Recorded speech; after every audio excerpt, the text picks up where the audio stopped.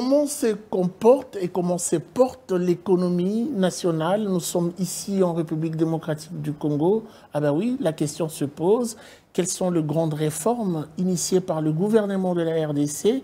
Ah oui, dans le secteur de l'économie, on en parlera aussi, mais beaucoup plus. Nous allons revenir sur l'actualité. On parle ici de la baisse du taux de dollar.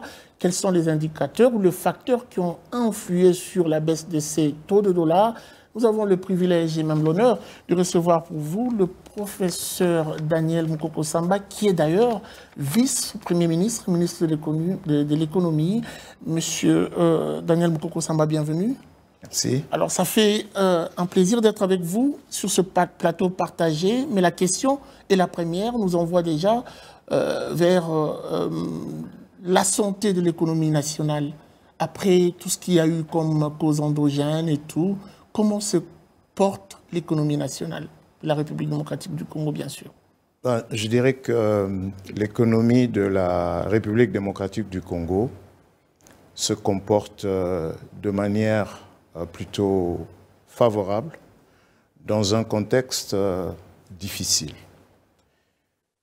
Nous sommes, il ne faut jamais l'oublier, nous sommes une économie fortement dépendante de l'extérieur, dépendante à l'exportation, parce que nous exportons des produits miniers, essentiellement des produits miniers bruts, mais dépendante aussi du côté des importations, parce que malheureusement, nous importons tous les produits pétroliers, nous importons une large proportion des biens alimentaires, qui nous coûtent quelques milliards de dollars par an.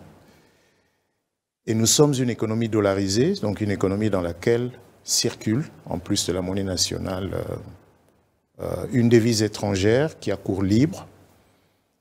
La plupart de déposants dans les banques font leurs dépôts en monnaie étrangère. La plus grande partie des crédits également dans l'économie se réalise en monnaie étrangère. Dans une telle économie, tout ce qui se passe sur le plan international vous affecte. Et le contexte mondial a été un contexte très difficile depuis la crise de la Covid. Inflation dans tous les pays du monde. Il n'y a pas un seul pays dans le monde qui n'ait pas eu à faire face à des niveaux d'inflation qu'on n'avait pas vus depuis 40 ans. Et à ce sujet, cette année 2025, pour la première fois depuis 4 ans, nous allons avoir un taux d'inflation qui sera inférieur à 10%. Je pense que nous allons terminer l'année avec un taux d'inflation d'à peu près 7,8%. Nous y sommes presque.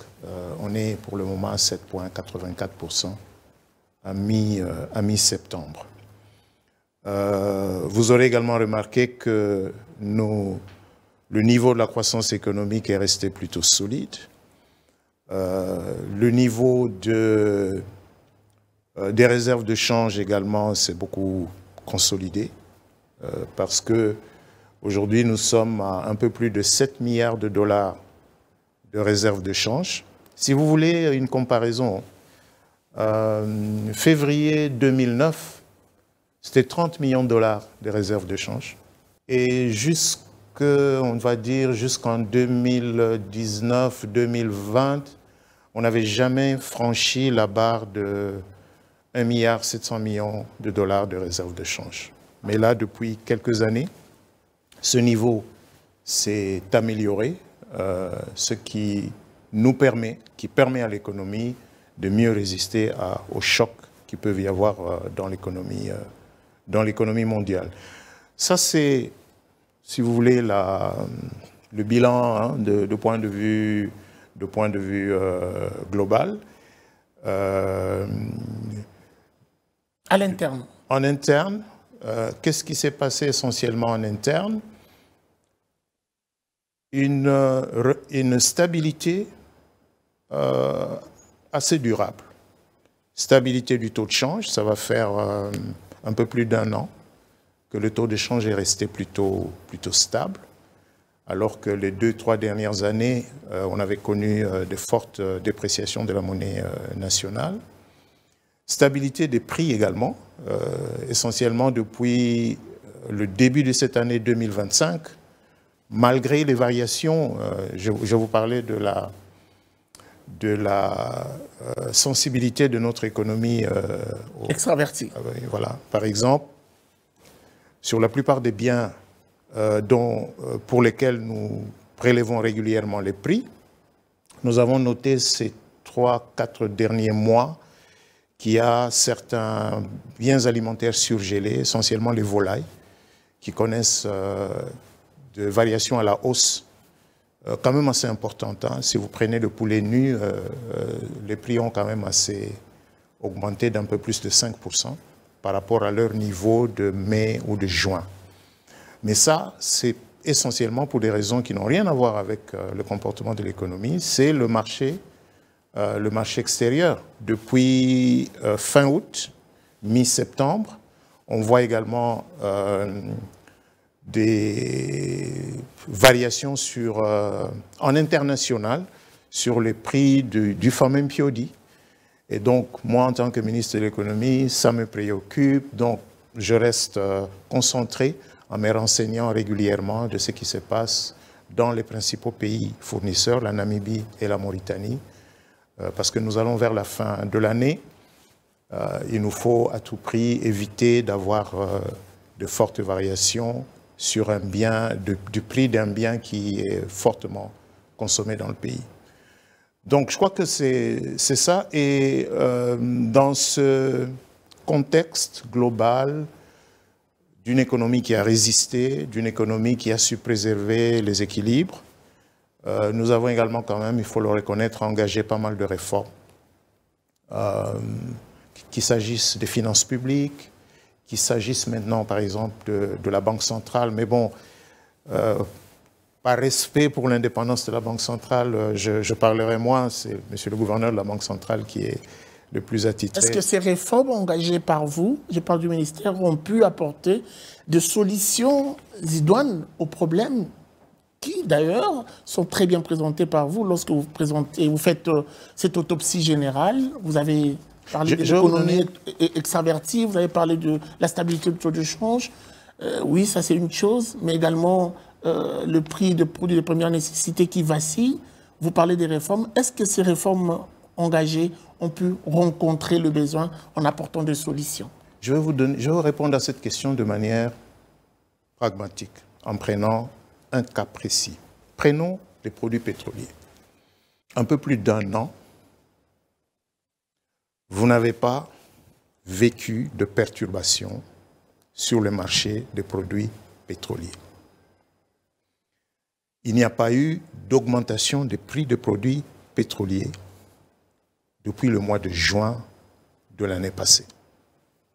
Au contraire, nous avons, l'année passée, au début octobre, baissé sensiblement. Parce que, malheureusement, très souvent, on oublie.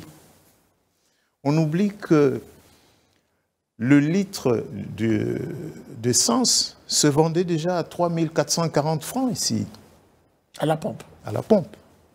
Jusque fin septembre 2024, on achetait le litre d'essence à 3 440. Aujourd'hui, on l'achète à 2 990 francs, n'est-ce pas? Donc, on a enlevé 450 francs le litre. C'est une diminution de 13%.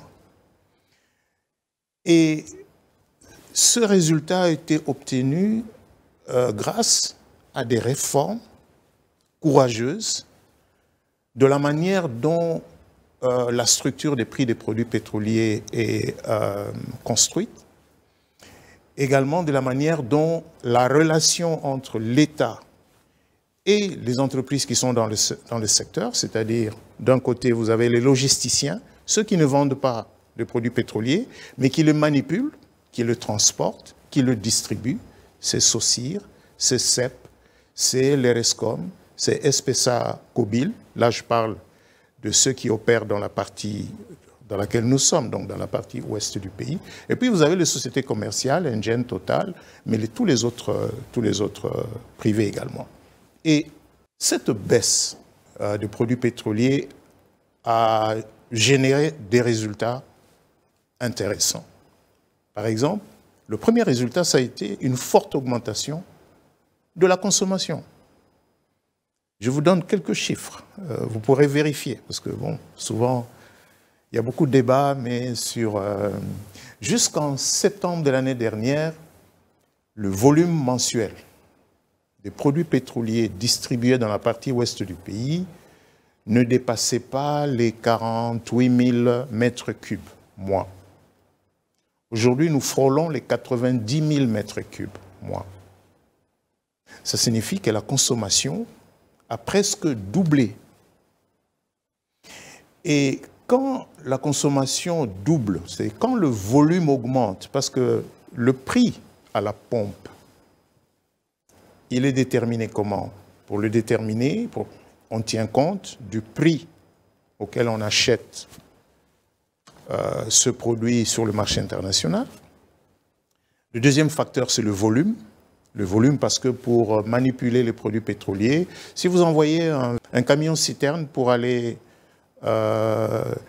distribuer, pour aller livrer du carburant à une station, si c'est un camion de, je ne sais pas moi, mettons 20 mètres cubes, qu'il transporte 20 mètres cubes, qu'il transporte 5 mètres cubes, n'est-ce pas qu'il y a des charges que vous devez payer? Vous allez mettre du carburant dans ce véhicule, vous allez payer le chauffeur. Mais le coût au mètre cube sera plus élevé si on ne transporte que 5 mètres cubes. Alors que si le camion est plein, le coût au mètre cube sera moins élevé. Donc quand le volume augmente, le coût diminue. Et quand le volume diminue, le coût augmente. Donc l'augmentation de volume qu'on enregistre aujourd'hui dans tout le pays, hein, pas seulement dans la partie ouest, mais aussi dans la partie sud. Donc si vous allez dans les Katanga où les miniers utilisent beaucoup de produits pétroliers, les volumes ont fortement augmenté. Et puis, bien sûr, il y a le taux d'échange. Parce que le carburant, les produits pétroliers, on les achète en devises, mais ils sont vendus ici, dans le pays, en francs, en monnaie nationale. Alors, on n'a jamais enregistré de tel niveau de consommation de produits pétroliers. D'abord, c'est un indicateur, on peut dire, de la santé économique. Évidemment, vous allez me dire, oui, à Kinshasa, c'est parce qu'il y a trop d'embouteillages, donc on consomme beaucoup de carburant. Mais moi, je parle de la zone ouest. La zone ouest, ce n'est pas que Kinshasa, même si Kinshasa est quand même la ville qui consomme le plus. Nous avons enchaîné récemment, fin juillet de cette année, cette fois-ci dans la partie sud du pays, où on a les miniers qui consomment beaucoup de produits pétroliers. Nous avons mis en place une double structure. Il y a un prix des produits pétroliers pour les miniers et ce prix est tel que il n'y a plus de subvention. L'État n'a pas, il n'y a pas de raison que l'État subventionne les produits pétroliers pour les miniers. Donc les miniers doivent payer le prix plein. Et pour les autres usages domestiques, nous continuons à subventionner. Quel a été le résultat immédiat de cette réforme?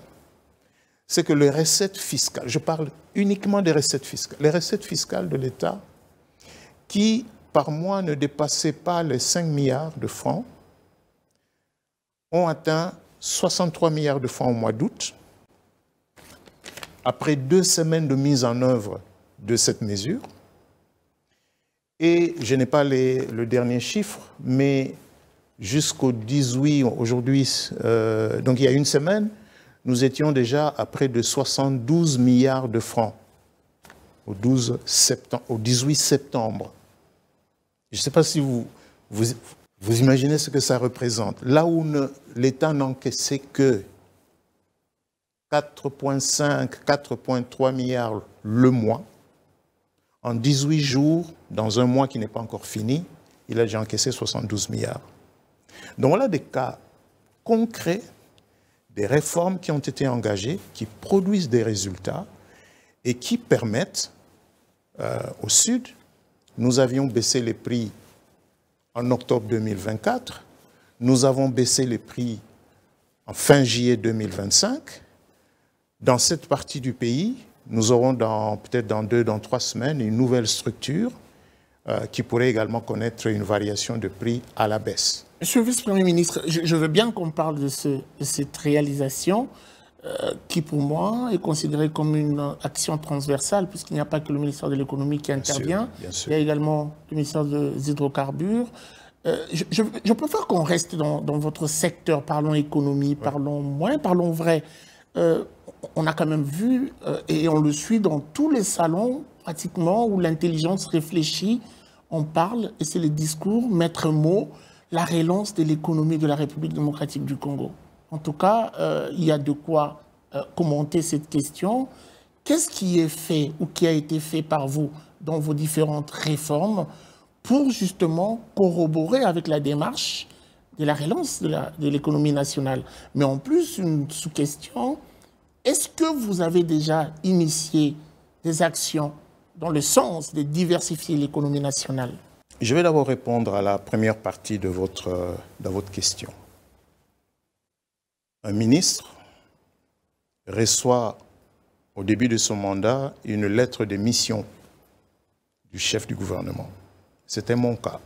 Donc j'avais reçu, dès fin juin de l'année passée, de son Excellence Madame la Première ministre, une lettre de mission dans laquelle elle m'a assigné des tâches précises qui sont, je les cite dans l'ordre,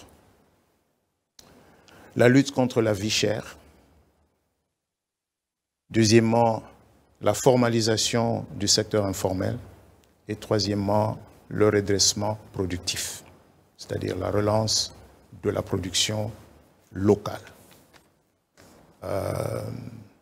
Sur la lutte contre la vie chère, je pense que vous avez vu ce que nous avons fait depuis la fin de l'année passée en obtenant un certain nombre d'allègements pour baisser les prix des denrées alimentaires importées. Nous avons eu le résultat à partir de janvier de cette année où la plupart des biens alimentaires importés ont vu leur prix baisser.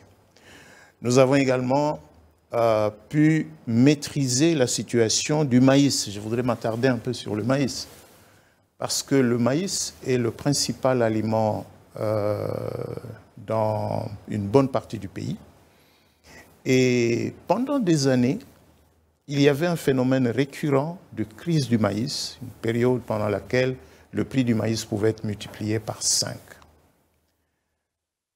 Depuis l'année passée, nous n'avons pas connu de crise du maïs, ni dans l'espace Katanga, ni dans l'espace Kasaï, ni ici à Kinshasa. Au contraire, non seulement que le prix du maïs avait baissé, je parle bien du prix au consommateur, le prix au détail. Il avait baissé, mais il est resté stable.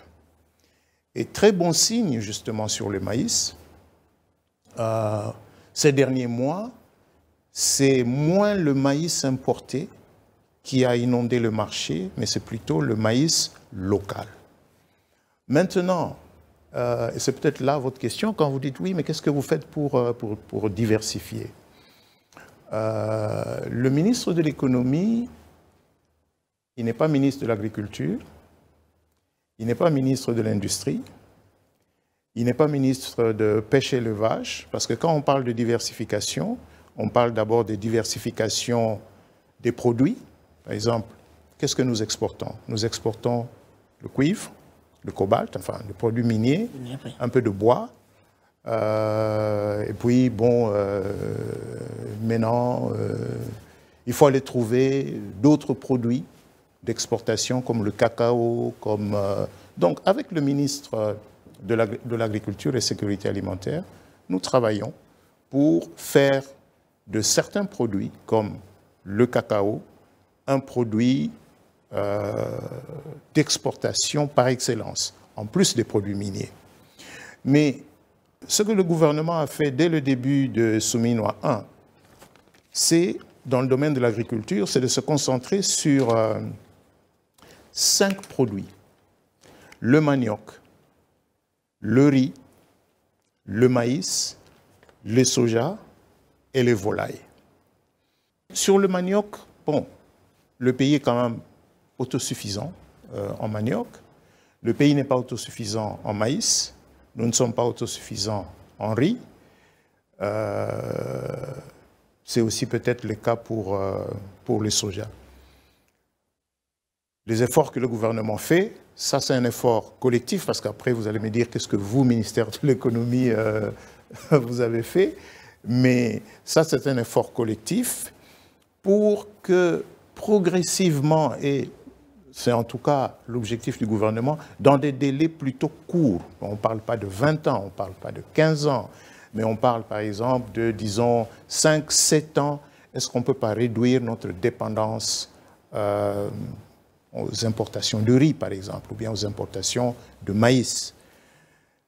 Je reviens au maïs. Qu'est-ce que le ministère de l'économie a fait spécialement sur ce produit?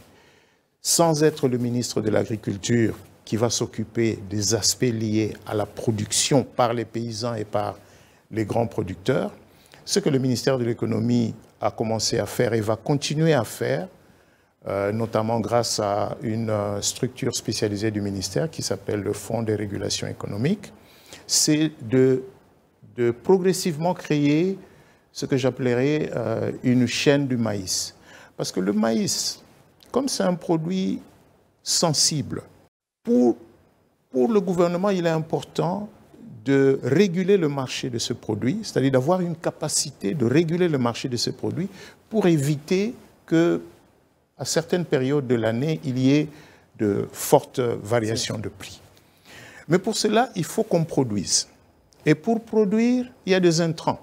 Mais ça, ce n'est pas le ministère de l'économie qui va aller distribuer les semences, ce n'est pas le ministère de l'économie qui va aller ouvrir les routes pour permettre aux paysans d'avoir accès et au marché des intrants et au marché de leurs produits.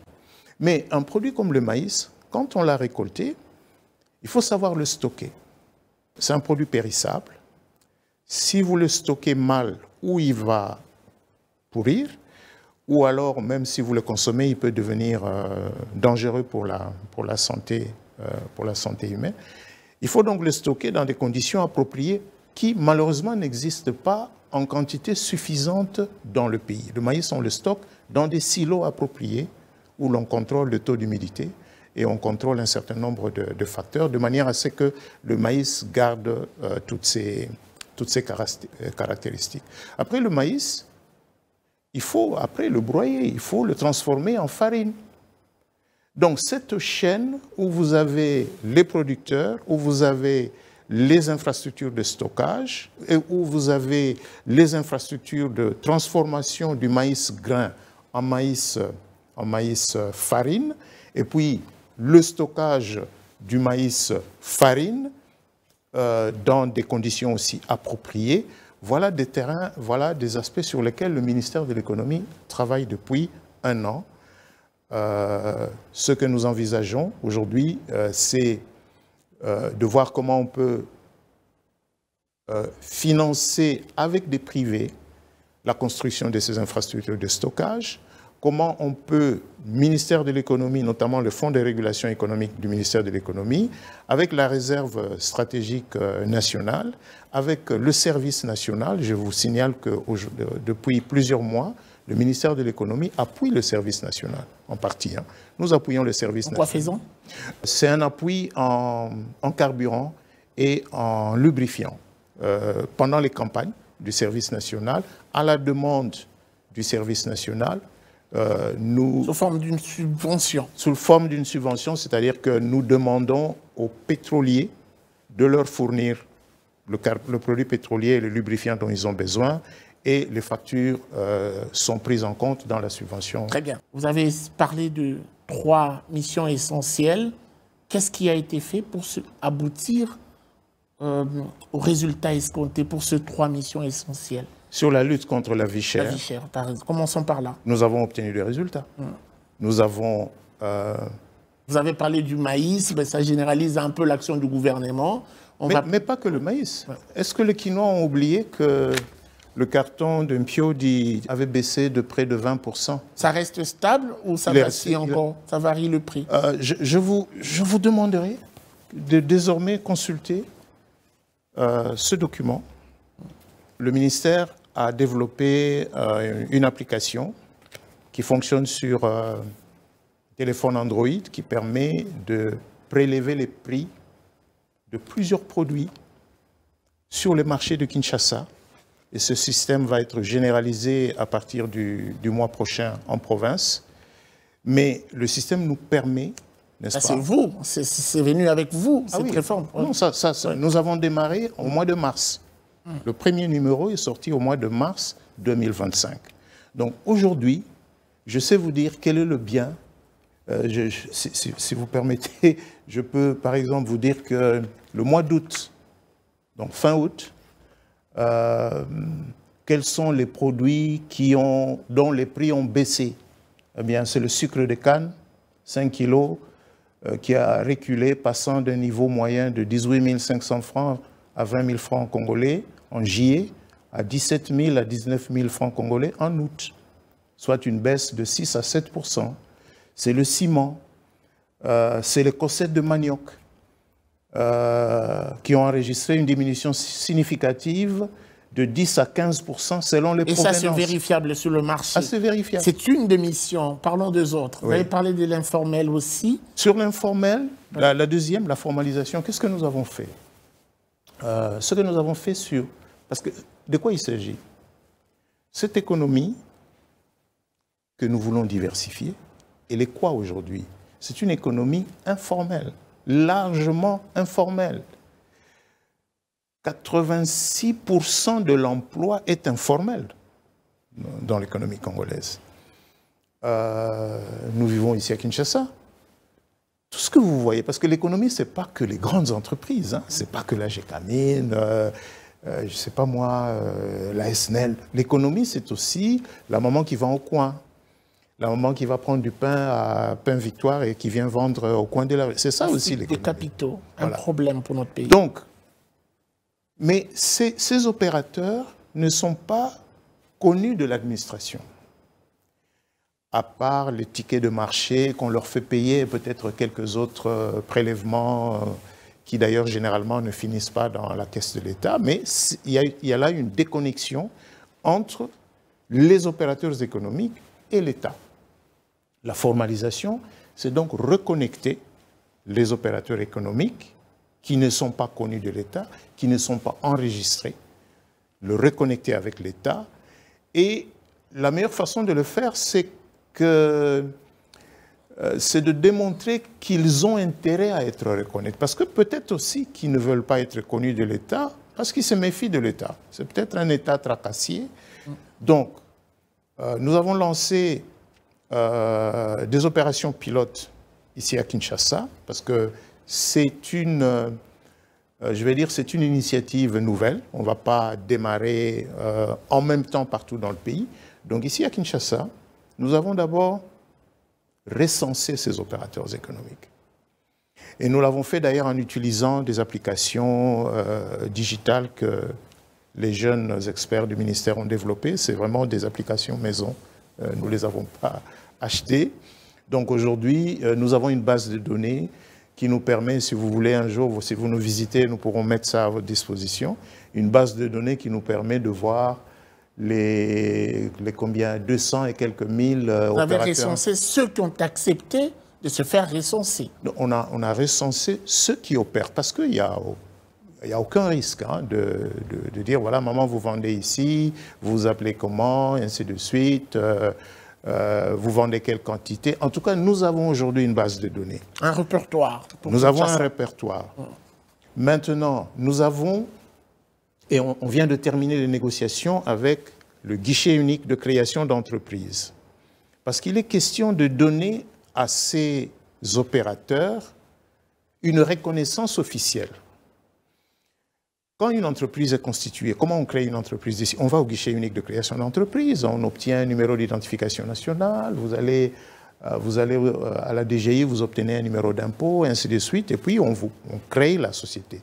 Ici, c'est de petits opérateurs, les formalités doivent être simplifiées. Souple. Et donc, le ministère de l'économie va se positionner comme étant un facilitateur. D'ailleurs, nous allons faire ce que nous appelons de formalisation groupée, c'est-à-dire nous n'allons pas demander à chaque opérateur d'aller seul vers l'administration, mais nous qui avons la base de données, Digitalement, nous allons passer cette base de données au guichet unique de création d'entreprise. Au moment où je vous parle, les informaticiens du ministère sont en train de discuter avec les informaticiens du guichet unique de création d'entreprise pour voir comment nous pouvons passer cette base de données pour qu'en retour, il soit généré un numéro. Et ce numéro sera, on va dire, l'identifiant. Un numéro qui permet d'identifier un opérateur, de savoir où il opère, dans quel secteur il opère. Et nous avons commencé à discuter avec d'autres fournisseurs de services, comme les banques, comme les sociétés d'assurance, comme la couverture santé universelle, parce que dans le domaine de la formalisation, ce n'est pas que l'entité informelle qu'il faut connaître. Le grand problème du secteur informel, c'est que ceux qui travaillent dans le secteur informel n'ont aucune couverture. Le mécanicien de rue, il est devenu mécanicien comme un apprenti. Il a travaillé dans la rue, il prend de l'âge, il n'a aucune couverture santé, il n'a aucune couverture de sécurité sociale. Donc, il n'y a pas que l'entreprise, mais il faut également regarder les intérêts de ceux qui travaillent dans ce secteur-là. Et eux, aujourd'hui, le meilleur service qu'on peut leur offrir, parce que le gouvernement a mis en place la couverture santé universelle, donc nous disons que nous allons utiliser la formalisation comme aussi un moyen pour apporter ce service de santé à ceux qui travaillent dans ce secteur. C'est des choses qui vont être visibles dans les mois qui viennent. Parce que quand vous avez formalisé des opérateurs qui vendent dans la rue, parce que, quel est le plus grand problème de ces gens? Qu'est-ce qui ressort de résultats des enquêtes, des études antérieures ou même du recensement que nous avons fait? Parmi leurs plus grands problèmes, le principal problème, c'est le manque d'espace de travail. La plupart des ajusteurs ici travaillent dans la rue. Dans la commune de Kasavubu, ceux qui se plaignent du fait qu'on a amélioré les routes, vous savez c'est qui?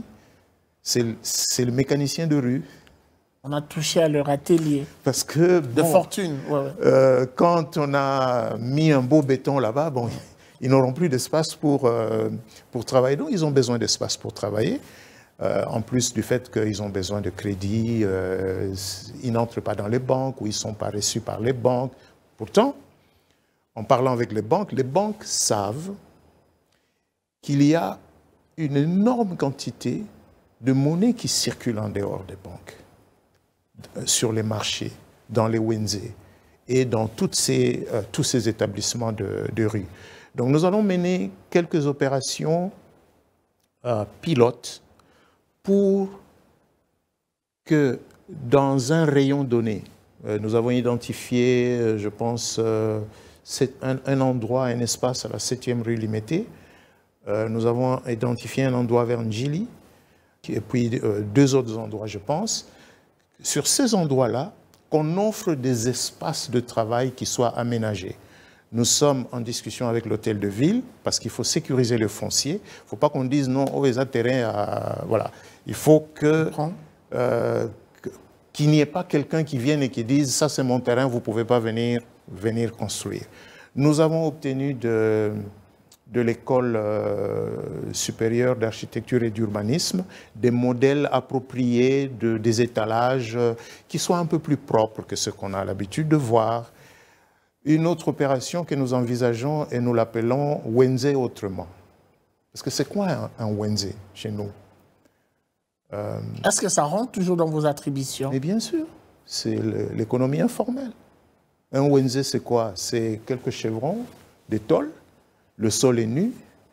Quand il pleut, les activités, c'est d'abord la boue, c'est sale, et puis c'est une utilisation inefficace de l'espace. Alors que cet espace peut être aménagé de manière un peu plus optimale, et vous serez peut-être étonné, mais nous avions lancé l'idée et nous avons reçu des propositions des jeunes Congolais dans ce cas précis, c'est une jeune Congolaise qui a étudié à l'étranger, qui est revenue au pays, qui a suivi ce développement comme je le fais, et qui nous a proposé un concept intéressant qu'elle appelle Wenze autrement, et que nous voulons tester. Je pense qu'on va le tester dans les discussions qu'on a avec l'Hôtel de Ville. C'est Matadi Kibala, et l'Hôtel de Ville nous propose aussi le rond-point Gaba. Mais bon, on ne peut pas faire les deux à la fois. On va d'abord tester en un endroit. On n'a pas encore décidé si on commence. On doit dire que ce sont de solutions à long terme, oui. Jusque-là, envisagées par vous. Moi, j'aimerais qu'on rentre un tout petit peu dans l'actualité. Oui. Monsieur le vice-premier ministre, qu'est-ce qui a été le coup de baguette magique? On se réveille un matin, on constate que le taux de dollar est en baisse. Les gens se posent la question, nous avons la chance de vous avoir. Comment est-ce possible? Qu'est-ce qui a influencé la baisse du taux de dollar? Ce qui se passe sur le marché des changes peut avoir ses origines soit du côté monétaire ou du côté budgétaire. Il y a un terme que vous entendez souvent dans la bouche et de responsables de la Banque centrale et de responsables du gouvernement depuis plusieurs mois: coordination de la politique monétaire et de la politique budgétaire, n'est-ce pas? On est devenu savant avec des expressions. Vous qui suivez, vous ici à Zoom Echo, oui, qui suivez ces activités au jour le jour, ça c'est un terme que vous entendez régulièrement. Souvent, ouais. Coordination. Pour faire simple, je vais prendre l'image que j'aime utiliser, c'est l'image du cycliste. Un cycliste, pour qu'il avance, il doit pédaler. Et pour pédaler, il faut pédaler des deux pieds. Si vous ne pédalez que d'un seul pied, vous n'irez pas loin, vous allez tomber. Voilà, c'est gauche-droite, c'est un peu ça. Monétaire, budgétaire, en coordonnant le rythme. Et je pense que ce qui s'est passé est un bel exemple, justement, de la coordination. Je laisserai à monsieur le gouverneur de la Banque centrale, parce que c'est son ressort et l'indépendance de la Banque centrale est quelque chose de... Concrètement, c'est que la Banque centrale a réajusté le taux, a actualisé le taux pour la constitution de réserves obligatoires,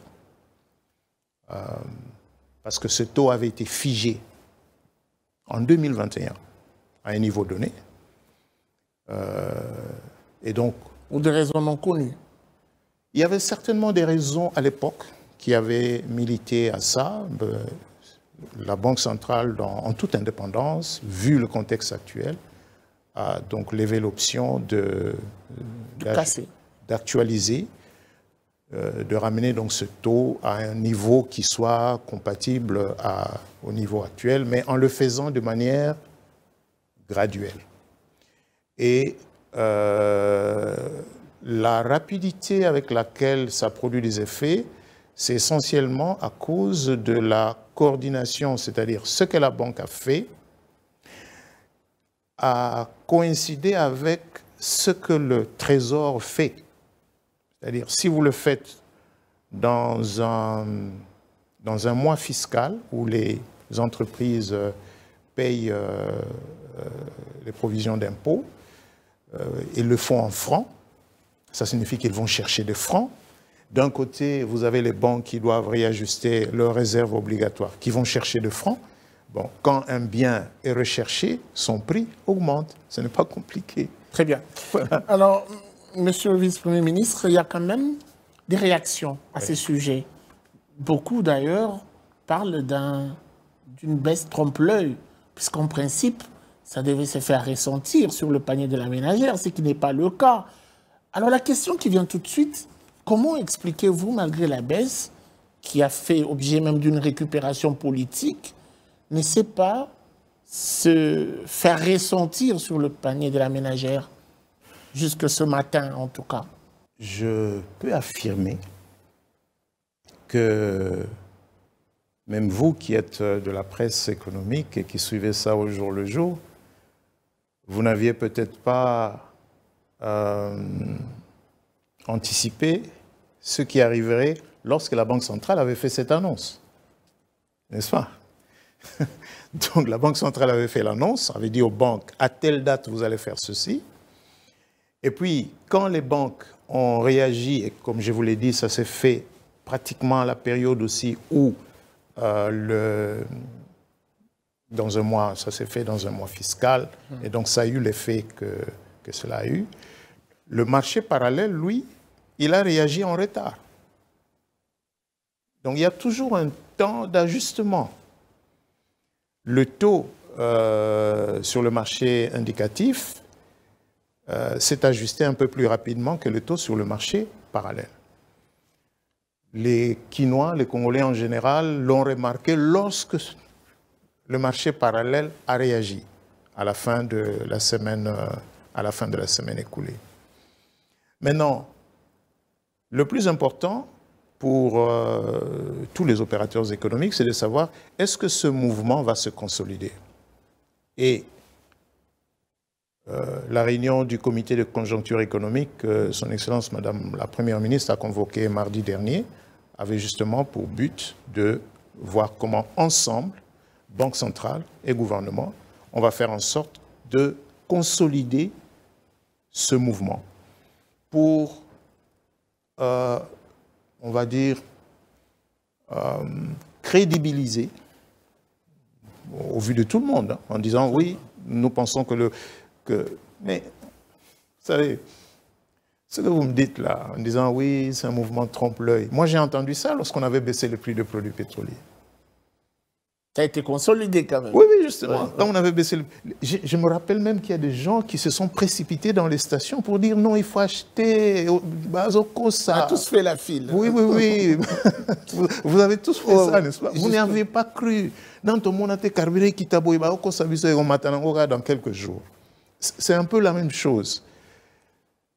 C'est la raison pour laquelle, vous avez raison, c'est important pour nous, les membres du gouvernement, mais aussi les autres responsables, d'expliquer, de rassurer et surtout de redonner confiance. Faites confiance aux autorités, faites confiance à la Banque centrale, faites confiance au gouvernement. Nous travaillons justement pour ce que vous demandez, parce que les Congolais étaient demandeurs de ce qui... Quelles sont les garanties que vous avez pour consolider l'action du gouvernement? Mais les garanties, justement, c'est... je reviens à l'image du cycliste. Les garanties, c'est que ce qui a été fait, pour qu'il soit consolidé, qu'est-ce qu'il faut? Il faut que le budget se comporte de la manière qu'il faut. C'est-à-dire, je vous ai expliqué que quand vous avez des entreprises qui vont chercher des fonds pour payer leurs impôts, et vous avez les banques qui ont besoin de fonds pour constituer leur... Vous voyez un peu ce que ça fait. Cette demande du franc congolais fait que le prix du franc congolais augmente. Nous devons maintenant éviter de poser des actes qui vont aller dans le sens de ramener trop de francs congolais sur le marché. Voilà, pour parler en termes simples. Nous sommes à quelques mois de la fin de l'année. C'est vrai que généralement il y a beaucoup de dépenses vers la fin de l'année, mais ça signifie que pour les finances publiques, il va falloir un petit tour de vis, mais surtout un meilleur ciblage des dépenses publiques. Parce qu'il y a des dépenses qu'il ne faut pas sacrifier. Il y a des choses qu'il faut financer. Là où on peut faire des économies, il faut faire des économies. Et c'est de cette manière-là qu'on va rassurer le marché que le mouvement que vous voyez n'est pas un mouvement passager, mais qu'il peut se consolider. Très bien. Alors, moi j'aimerais, avant qu'on parle de cette réforme qui me passe à l'esprit, qu'on parle un tout petit peu d'une démarche que vous avez, je pense, initiée. La République démocratique du Congo envisage justement stabiliser son économie. Ici, on parle même de la politique budgétaire d'expansion, ce qui est une chose souhaitable. Est-ce que déjà la RDC applique cette politique budgétaire d'extension pour garantir cette stabilité économique? Je crois que vous faites allusion à une politique budgétaire expansionniste. Justement, expansionniste. Si vous lisez, je suppose que vous recevez régulièrement les notes de conjoncture de la Banque centrale, qui sortent chaque semaine, ou que vous pouvez trouver sur les sites de la Banque centrale. Pour maintenir la stabilité, c'est d'avoir une politique monétaire plutôt restrictive et d'avoir aussi une politique budgétaire restrictive. Qu'est-ce que ça veut dire, politique budgétaire restrictive? C'est qu'il faut éviter de faire de gros déficits. C'est vrai que nous avons eu... On vous parlez de gros déficits, vous faites allusion aux dépassements qui s'observent et le reste? Non, je ne parle pas de dépassement. Dépassement, c'est par rapport, on dit dépassement, c'est par rapport à des crédits qui sont votés. Mais déficit dans le sens où vous dépensez plus que ce que vous avez encaissé, n'est-ce pas? Chaque mois, vous apprenez que le ministère des Finances émet de bons des trésors, n'est-ce pas? Ou il émet d'autres titres, des obligations du trésor. Ça signifie quoi? Ça signifie qu'il va emprunter sur le marché. Il va emprunter pour dépenser. On ne va pas emprunter lorsque on a assez pour dépenser. On va emprunter lorsque on n'a pas assez pour dépenser, n'est-ce pas? Donc, ce déficit-là, il faut qu'il soit contrôlable. Ça, c'est un. Deuxièmement, il faut qu'il soit financé par ce qu'on appelle des sources saines, c'est-à-dire des sources qui ne créent pas de l'inflation. Ce qu'on fait aujourd'hui, c'est que les déficits ne sont pas financés par des avances de la Banque centrale. La RDC a en tout cas fermé cette porte-là. La RDC a tourné cette page-là depuis plusieurs années. Les déficits du Trésor ne sont pas financés par des avances de la Banque centrale parce que cette façon de financer le déficit crée de l'inflation. Les déficits ici sont financés par de ressources que l'État va chercher sur les marchés et qui rembourse en les rémunérant, bien sûr, c'est-à-dire en payant des intérêts. Donc, pour maintenir la stabilité, il faut plus une politique monétaire prudente, une politique budgétaire prudente. Vous parlez de revenir à la diversification. Nous sommes un grand pays minier. Nous sommes aujourd'hui le deuxième producteur mondial de cuivre. Nous sommes le premier producteur mondial de cobalt. Mais nous pouvons diversifier les produits du cuivre, tout comme les produits du cobalt. C'est-à-dire pas seulement exporter les cathodes de cuivre ou d'autres produits semi-bruts, mais qu'on peut raffiner le cuivre, on peut ici localement raffiner le cobalt et avoir une gamme plus large des produits du cuivre, des produits du zinc, des produits de l'étain, des produits du cobalt. 3 millions de tonnes de cuivre. Avec nos réserves actuelles, nous pouvons peut-être produire plus. On peut faire le double, 6 millions. Mais comment vous allez passer de... Quand vous produisez 3 millions, vous avez déjà un déficit d'électricité. Comment vous allez passer à 6 millions? Et comment vous allez doubler la production et en même temps transformer un peu plus localement si vous n'accroissez pas l'offre de l'électricité? Voilà les grandes questions. Maintenant, pour ces grandes questions-là, c'est-à-dire la question des infrastructures nécessaires à la diversification de l'économie, il faut trouver des financements. Il faut trouver des financements pour ces infrastructures-là, pour les chemins de fer, pour les ports, pour l'électricité. Les solutions qui sont proposées aujourd'hui, on est en train de construire le port en eau profonde à Banana, ce n'est pas de l'argent du trésor. Non? On a fait un montage où il y a un développeur, voilà, qui... Partenariat public-privé. Partenariat public-privé. Voilà un exemple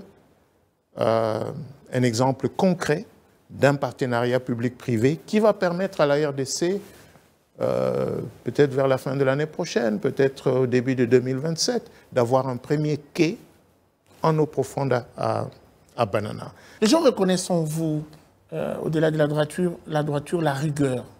En tout cas, en tant que professeur d'université, les témoignages en disent mot. Lorsque vous avez pris vos fonctions, beaucoup attendaient que vous puissiez vous attaquer à toutes ces antivaleurs, notamment, je vais me permettre de le dire, en paraphrasant ce que les gens disent, les inspecteurs qui reçoivent s'il y a des pots de vin. Vous êtes l'œil du gouvernement en termes également de contrôle des prix. Aujourd'hui, on ne sent pas de votre côté la sanction. C'est par votre simple vouloir ou par tactique pour fédérer tout le monde autour de votre politique? C'est pas tellement vrai, hein, parce que les recettes du ministère, justement, en termes d'amendes qui sont infligées à ceux qui se trouvent à défaut sur des questions de fixation des prix, ont plutôt fortement augmenté. Mais quelle a été ma démarche? J'ai récemment pris une instruction pour interdire des contrôles économiques qui sont initiés par les chefs des divisions provinciales. Parce qu'il y a même une loi organique, c'est-à-dire une loi voulue par la Constitution. C'est une loi de 2018. C'est une loi sur la liberté des prix et la concurrence. Donc le principe fondamental dans ce pays, c'est que l'opérateur économique est libre de fixer le prix. Mais la loi a prévu des marges. Vous êtes libre de fixer le prix, mais en respectant A, B, C, D. Ce qui peut être considéré comme des fautes, par exemple, c'est quoi les prix illicites, c'est quoi la collusion, c'est quoi... Voilà, ça, il ne faut pas faire.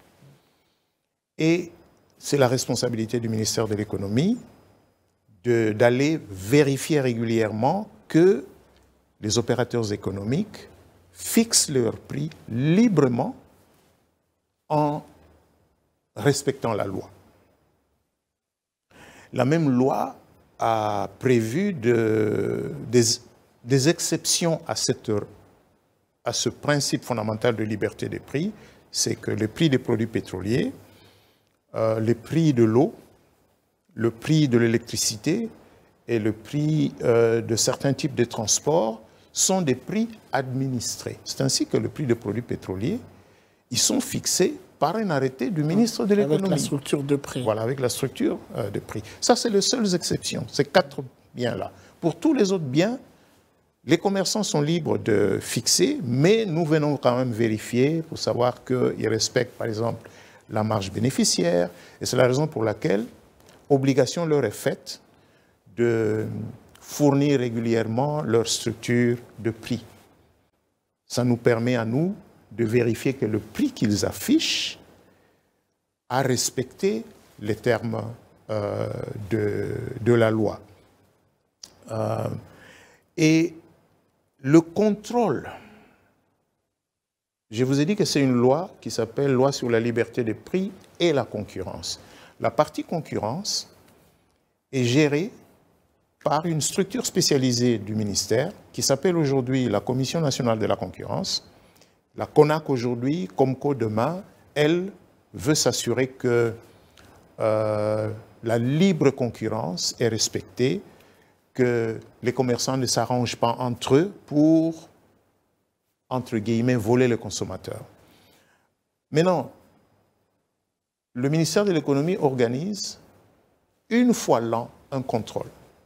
Et ce contrôle est initié par le ministre. C'est moi qui définis les termes de référence, c'est moi qui signe les ordres d'émission, c'est moi qui dis à tels enquêteurs, vous irez enquêter auprès de telle entreprise et vous allez le faire de telle et telle manière et vous allez me faire un rapport. Si des sanctions sont identifiées, évidemment, de manière contradictoire, on donne la possibilité à l'opérateur économique de se justifier. Ça finit par un PV où, s'il y a des amendes à payer, eh bien, il doit payer des amendes. Mais dans cette opération, malheureusement, était devenue un peu comme une occasion pour aller se faire un peu de fric. Hein, disons justement, c'est des disons ça les que je choses. parle. Hein. Ouais, ben justement. Par exemple, ces missions n'étaient même plus financées par l'État. Donc, les gens partaient avec des ordres d'émission, mais ils n'avaient pas de frais d'émission. Si celui que vous allez contrôler est la personne qui doit vous payer vos frais d'émission, vous avez une idée de ce que ça a donné. Donc, ce que j'ai fait l'année dernière, j'ai financé, donc je me suis arrangé pour que tous les contrôleurs aient des frais d'émission payés par le gouvernement. Et puis nous avons fait une évaluation de l'opération. L'évaluation a montré qu'il y avait du côté de ceux qui allaient contrôler de grandes faiblesses. C'est pourquoi il y a quelques mois, vous avez vu que j'ai organisé une formation. Donc, nous avons formé notre personnel et j'ai organisé de manière indépendante un test. Au terme de cette formation, tous ceux qui ont été formés ont passé un test. Le résultat de ce test a permis, ou va me permettre dans quelques semaines, d'établir la liste de ceux qui peuvent aller former, c'est ceux qui ont démontré qu'ils ont bien maîtrisé la matière, qu'ils savent c'est quoi le contrôle économique, comment on procède au contrôle économique. Au-delà de la formation, auront-ils l'esprit gendarme? Il faut le dire aussi. Mais d'abord, il faut avoir les capacités, parce que quand les capacités ne sont pas là, ça devient de la tracasserie. Et puis, c'est tout le monde qui perd, hein, l'État qui perd, mais aussi l'opérateur économique qui perd. Donc, j'attends cette année de voir qu'on ait un contrôle économique de qualité. De la même manière, j'ai noté aussi que la CONAC, qui depuis quelques mois commence à faire preuve de très grande capacité d'analyse, d'anticipation, d'enquête, parce que nous avons déjà, je crois, 2-3 cas emblématiques où des pratiques anticoncurrentielles ont été démontrées dans les chefs de certaines grandes entreprises dans le pays. Très bien. On va finir cette émission. Je vais vous laisser le temps de parler aux Congolais qui nous suivent en ce moment. Nous sommes pratiquement à la fin de l'année, vous l'avez dit. Les mamans vous suivent. J'aimerais que vous puissiez le dire en lingala, si ça ne vous dérange pas trop. Je sais que vous êtes Congolais des pères et des mères. Vous pouvez vous adresser à ces Congolais qui vous suivent et ces dames attablées qui aimeraient avoir une garantie de bien fêter.